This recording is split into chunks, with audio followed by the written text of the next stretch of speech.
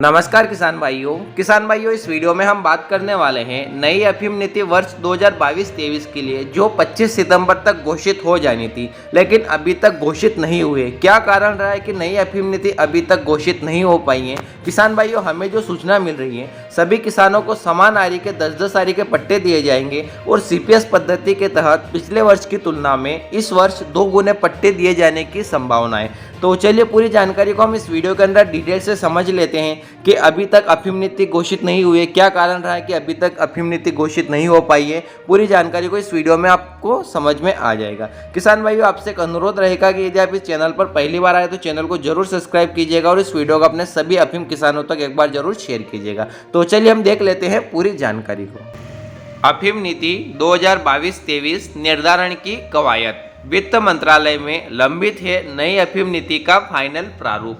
नीमच 24 सितंबर। अफीम फसल उत्पादन वर्ष 2022-23 के लिए सरकार द्वारा 25 सितंबर तक नई नीति घोषणा की प्रबल संभावना थी, लेकिन केंद्रीय वित्त मंत्री की अन्यत्र व्यवस्था के चलते यह अवधि कुछ आगे बढ़ गई है। जानकार सूत्रों का कहना है कि उम्मीद है कि अब 30 सितंबर तक नई नीति घोषित कर दी जाएगी।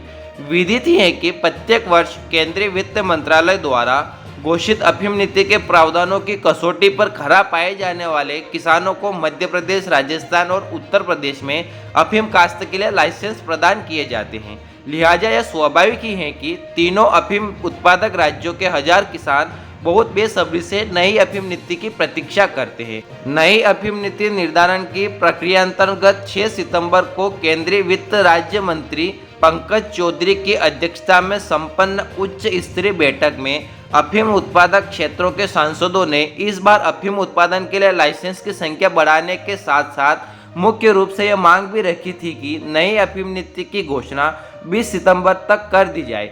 इसी तारतम्य में संबंधित विभाग के अधिकारियों ने नीतिगत प्रारूप को अंतिम रूप देकर केंद्रीय वित्त मंत्री की स्वीकृति के लिए यथासमय प्रस्तुत कर दिया था।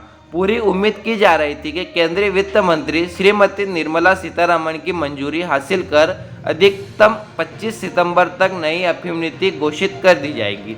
जानकार सूत्रों का कहना है कि वित्त मंत्री की अन्यत्र अपरिहार्य व्यवस्था के चलते संभावनाओं को विपरीत 24 सितंबर की शाम तक नई अफीम नीति पर हस्ताक्षर नहीं हो पाए और 25